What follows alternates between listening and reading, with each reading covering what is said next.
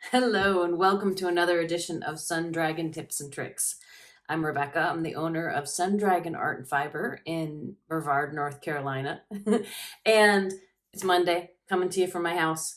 And I wanted to get the second session of Corner to Corner done for y'all. So last time was just about how to make this first block.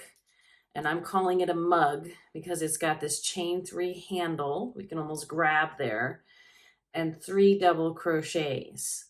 And we went over last time how to make that.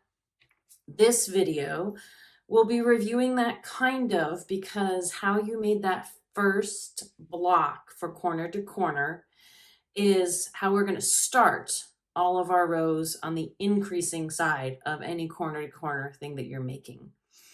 Essentially, the first block was made out of chaining 6 and then skipping chains 1, 2, and 3 and going into chains 4, 5, and 6 with double crochets. That builds your first mug.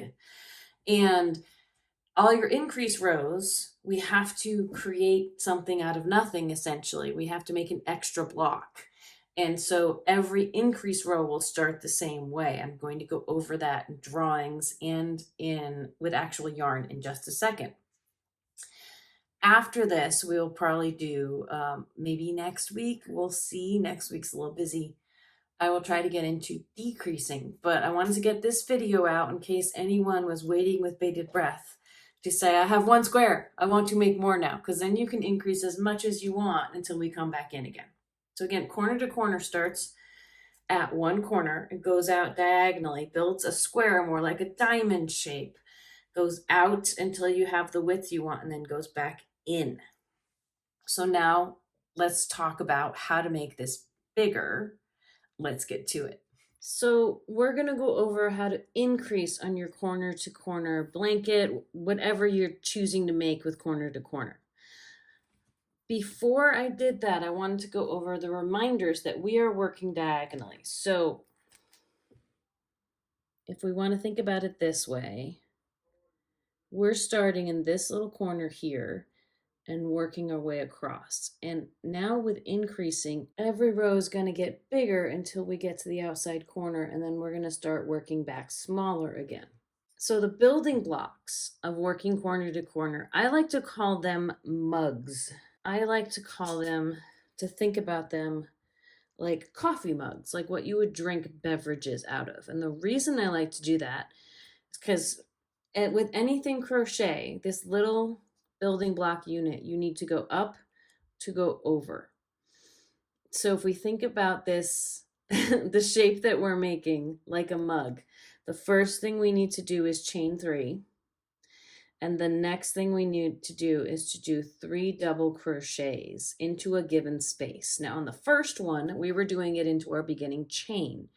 We're going to introduce something different in this video of what you do after that beginning chain. The good news is you get lots of review on that beginning chain because every row that we start in the increase row has that beginning chain part to essentially, when we kind of come up and there's nothing already there, we gotta build it out of scratch basically. So again, we have a handle and we have the base of our mug because this is a thicker area.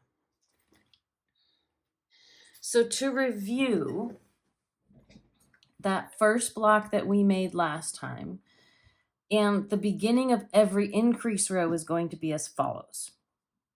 You're going to chain 6, then counting from your hook down, you're going to skip the first 3 chains, chains 1, 2, and 3 that are right under your hook. And you're going to double crochet. I'm trying to put the words and the abbreviations here because there are places where I may only use the abbreviations because saving space. So then you're going to double crochet, 1 double crochet each into chains 4, 5, and 6. And that's what gives us the mug I was showing you before. I'm going to review some basic concepts right now. Once you have done that edge mug, the rest of an increase row, I call it like climbing a staircase. Every mug you make needs to be locked into place by slip stitching into the nearest handle of the mug in the row below. This may not make sense yet. I'm just letting you see it here, and then I'm going to show you. Every stitch needs to be locked down into the handle of a mug below it. It's going to nestle right in place. The things I found when I taught this class in person, these are the things to remember. Lock your mugs down. Remember, before you do anything else, you have to build a handle for your next mug. You always have to start your squares by building the handle of your mug. And then what completes these new mugs in the middle are 3 double crochets into that same space that you slip stitched into before, into the mug handle from the row below. The middle squares, I think, are a lot easier than the beginning ones, because that's what the handles are for, are there to take new mugs. You build new mugs into handles. And you have to climb the staircase without skipping anything. So this is all here as a heads up. It won't necessarily make sense yet, but we're going to learn how it does. So here are my tips that I am going to show you with actual yarn in just a second. When you're starting an increased row, like I said before, we have to have our new edge mug. We need to start with a chain 6, building a mug kind of out of thin air. I find a lot of patterns will say, turn your work and build your new square. I find it more helpful to build the square and then turn around and try to find the handle. Ooh, sorry about the rocking board there. Then turn around to try to find the handle from the previous row. Because let me show you.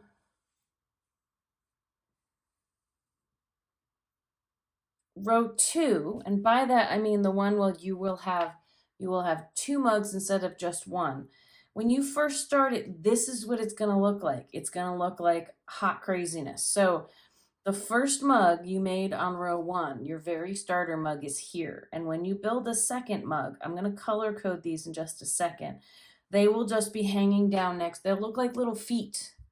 And you'll go, what the heck am I supposed to do with these?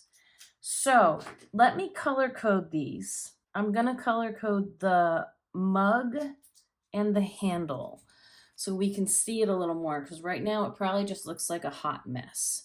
So the first mug you made, to point out the handle, here's the chain 3 of the handle, and then the mug itself, the double crochets. And these colors may not be that different, but I've got a pink and a red. And I'll try to keep these colors throughout. More of an orangey red kind of there. We've got the handle and we've got the mug.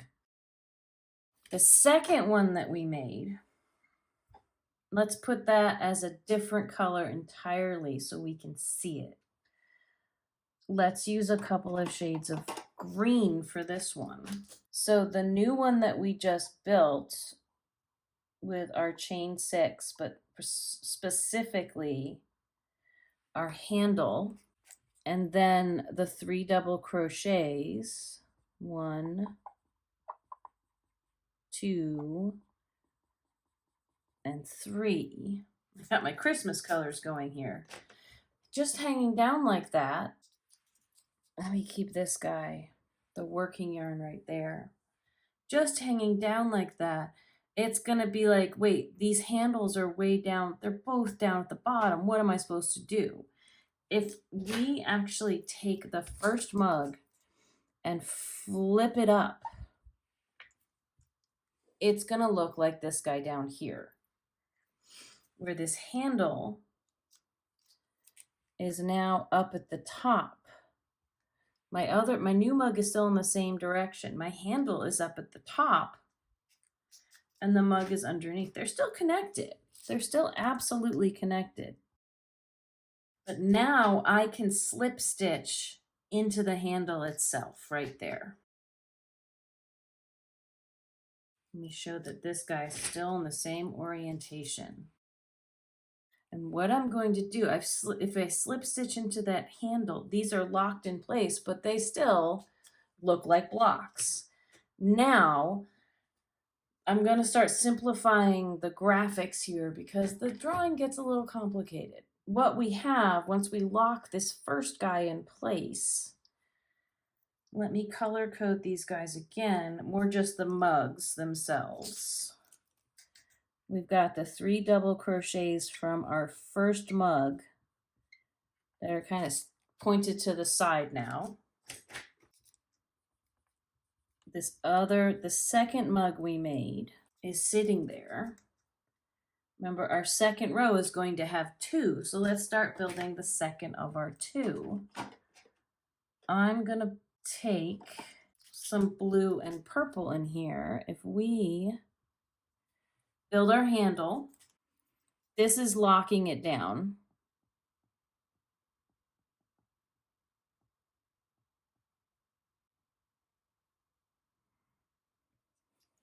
We locked in the new mug. Then we chain 3 to build a handle.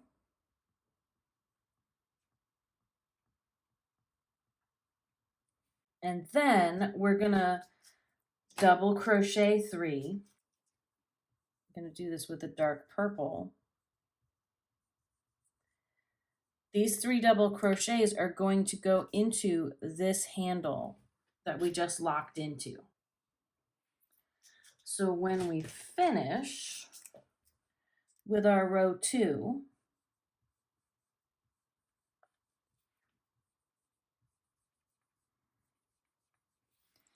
what you will see,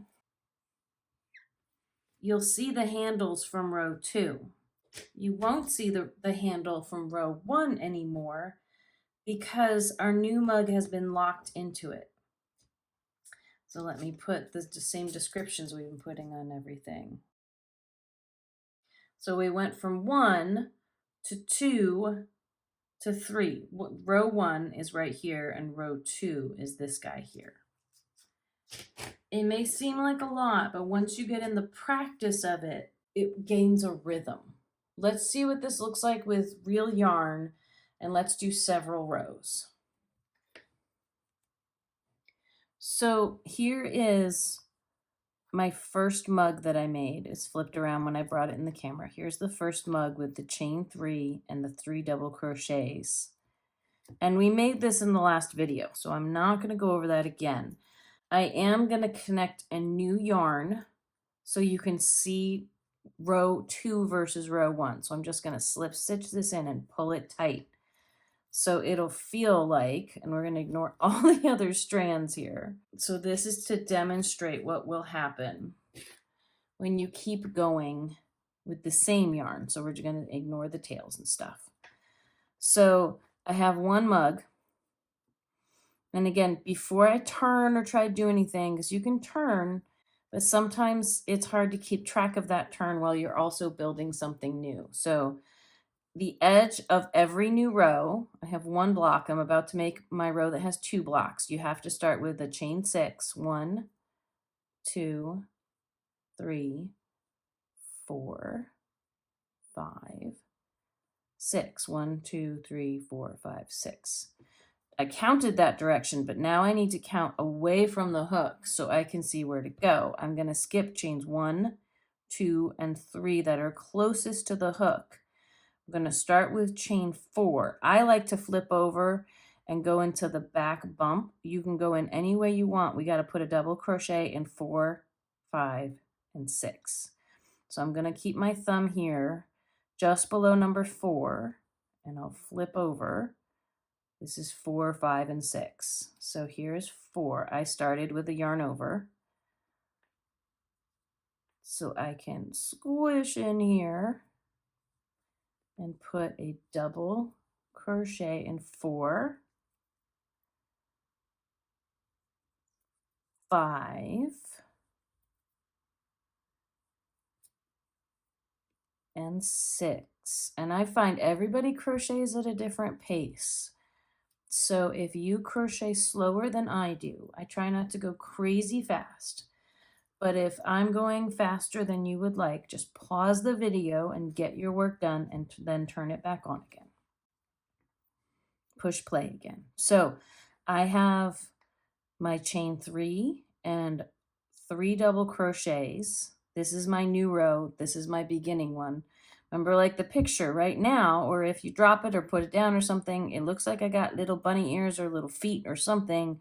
And the handles for the mugs are both down at the bottom. So what we can do is actually just flip the bottom one up. If we just turn it from the handle being at the bottom, flip it up. So the mug with the handle, so the handle is near your crochet hook. Then you can put your crochet hook into the handle and slip stitch to lock this mug in place. And a slip stitch is just yarning over and pulling through everything. So I'm going to pull under through what I pushed through, which was just the handle, just the space of the handle, and I'm going to keep going. You can always give it a tug if you want to. You don't need things to be crazy tight here. But this is, now I have a mug whose handle is up, and I have the new mug that I just made for part of row 2 is still sticking out to the side. So I locked my mug in. That's what gives it the shape of being a mug at this point. And then we got to build a new mug. We got to build our second one. Row 2 has 2 mugs. So I'm going to chain up and always build your handle first. 1, 2, 3. Don't forget your handle. That makes the next row hard. So you need height. You need to go up to go over. So make your handle. And then we need to put 3 double crochets in this same space right here. So I'm going to yarn over. I'm going to duck into the big giant space, grab a loop and pull it up, finish 1 double crochet. I can always count my posts to make sure I have 3. I got my handle and then my posts, the straight down part, I've got 1. I'm going to go into the same big space, grab a loop. Here is 2. Need a little more yarn. Everything sets of 3. 3 chains, 3 double crochets. So I'm going to yarn over, same space.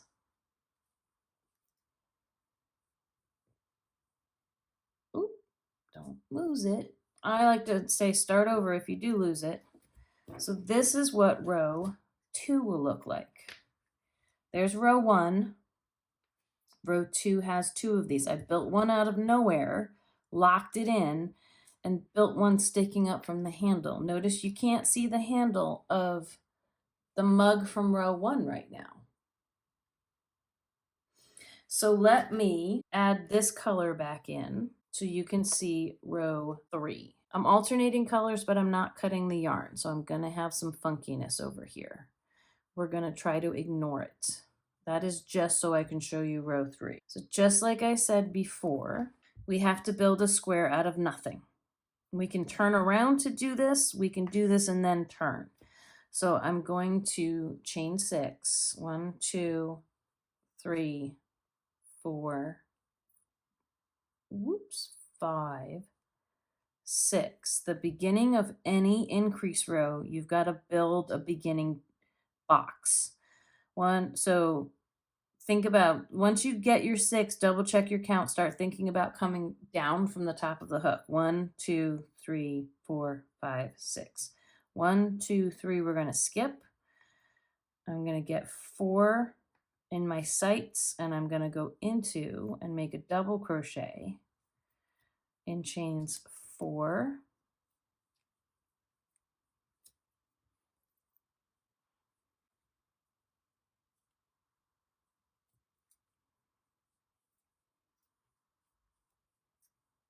5, and 6. Now, since I haven't turned yet, I'm nowhere near, like I'm off the edge here. I'm nowhere near any of the mug handles. But if I flip my work up, just like I did with the single, except this time now I've got a whole corner here. If I take my work and turn it, then I am really close to a handle right here. And if I turn like this, you can see that they will almost lock into place. This is what I call climbing the staircase. We're down on step 1. We're going to do step 2 and step 3 up here. So the first thing I want to do is find my handle. That's my chain 3 from the row before. Find the old handle, not the one I just made over here. I'm going to stick my hook into that handle, get the yarn over my hook, pull through everything as a slip stitch to lock it in place. And now that I've locked in place, I have to build a new mug. So always do your handle first. 1, 2, 3. And I'm going to do 3 double crochets into this same, the whole of the mug handle from the one I just locked into. 1, it's where I just locked into. We're going to put everything in that same space. 2,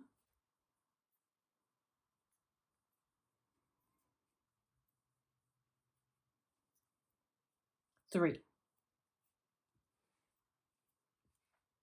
And this will feel weird if it's pulling apart like this. The last step of building your new mug is we need to lock it in place.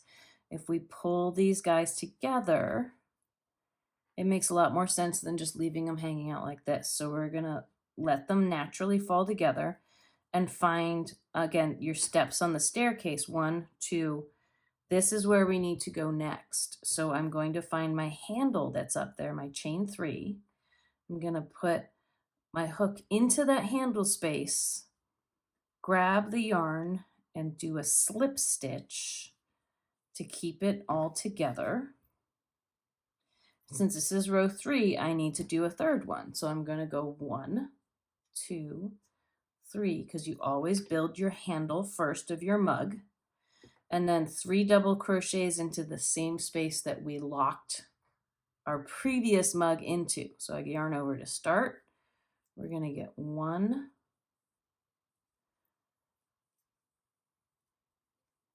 2, 3 double crochets. So there is row 1, row 2, and row 3. Now if we were going to do another one, again, I'm just going to let my yarn drape around the edge here so I can show you different colors. You would keep going with the same color. Ignore all these scrappy yarns on the side. I'm just trying to show you. I'm slipping my other yarn in here. If you wanted to alternate rows with colors, I wouldn't recommend carrying this yarn. I'm going to show you how to do color work specifically in corner to corner crochet down the road a bit. But this guy here, he's just so I can show you different rows and different colors. If we were doing color work like my llama blanket that I'm making, the yarn would be going in different places and doing different things. Or if you wanted to stripe like this, I would recommend cutting every row, because as you can see, where you end on this row is not where you start on the next row if you were going to alternate every row. So again, I am going to I'm going to yank this in so it feels like it's attached. I'm going to build a new mug out of nowhere so I can increase. That's how we do an increase, is build an extra mug on the starting edge. 1, 2, 3, 4, 5, 6 chains, and then count down, skip the 1, 2, the first 3, and put double crochets in 4, 5, and 6. So I've got my 4 in my sights to come in here and do 4, 5,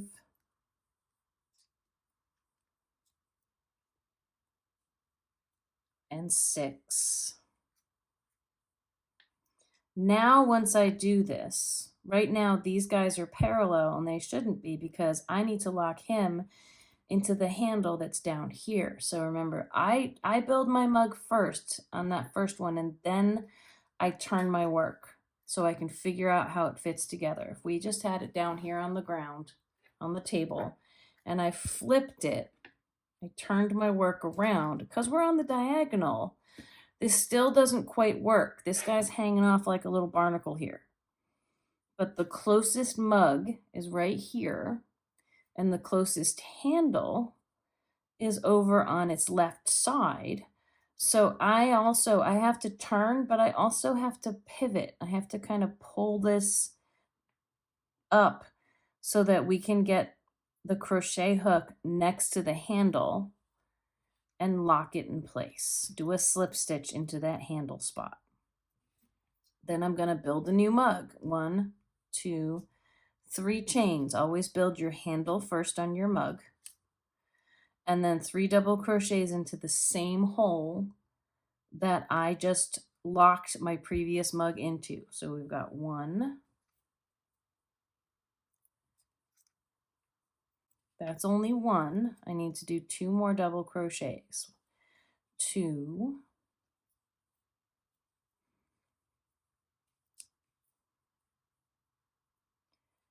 3. And a little fuzzy weirdness in my yarn. We're going to ignore that. So right now, if I pull all this stuff out of the way, I have done 2. It's splitting apart here. Remember, when you finish a mug, pull things up so you can climb your staircase, lock it down. That feels better to me than having it hang off at an angle. So I've locked it down. Means I'm not done yet. I need to build a new mug, so I'm going to build the handle first. 1, 2, 3 chains, and then 3 double crochets into that same space I locked my previous mug into. Each of these, let's go 1, 2, whoop. My ball of yarn is just running all over the place today. And then here is 3. Each of these will feel like it's higher up at the angle that we've turned this and we're building up with. Let me make sure it's in the screen here. So we're climbing our staircase. As soon as I finish, I'm not truly done until I lock it in place. If you ever have a bubble sticking up and things don't lie flat like this, you may have skipped one of your handles. And remember, in our increase row, every row has 1 more. So this is the last one I'm going to do on this row.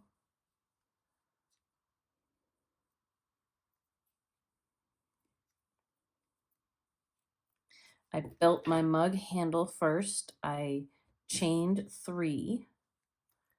And then I put 1, 2, 3 double crochets into the same big, huge mug handle space that I locked into. So here's an example of how corner to corner, if I put it up like this, starting in the low corner and building as we go, we have 1, 2, 3, 4. And I can know I'm on row 4 by counting my little spikes, we could call them, my little steps of the staircase. 1, 2, 3, 4. You're done with an increase row when there's nowhere to lock into and keep going. It's going to increase equally on both sides. If I wanted to keep going, I would chain 6 and I would start to go back across and build my staircase, and my next row would have 5. If you don't want it to increase on both sides, if you want to get a rectangle, that is something different that we can address after we talk about decreasing, because it kind of involves increasing on one side and decreasing on the other, but don't stress about that yet. I'm going to bring in the whiteboard one last time to go over the things that I talked about first that might make a little more sense now. Coming back to an increase row. Every increase row starts with chaining 6, building a block out of nowhere, chaining 6, skipping chains 1, 2, and 3, double crocheting into chains 4, 5, and 6. And then everything after that, we need to lock your mug in place, by slip stitching into the nearest handle of the mug in the row below. Always build a new handle, but always build a new mug by building a new handle first, and then 3 double crochets into the same space and climb your staircase until there's nowhere left to go.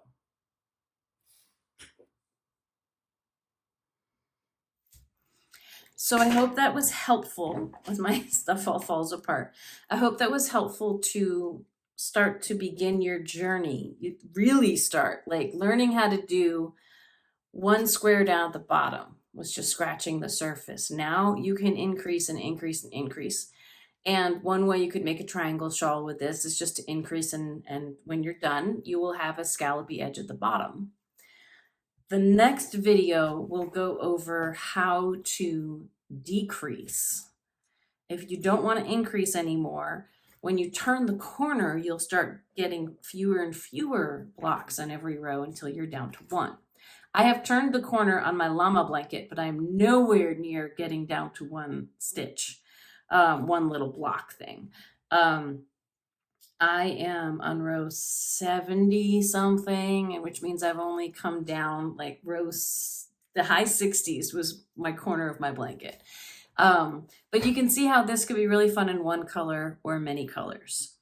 So I hope you can get some practice in and you can start growing whatever you are making, be it a dishcloth or a blanket or something else that can be really fun with corner to corner.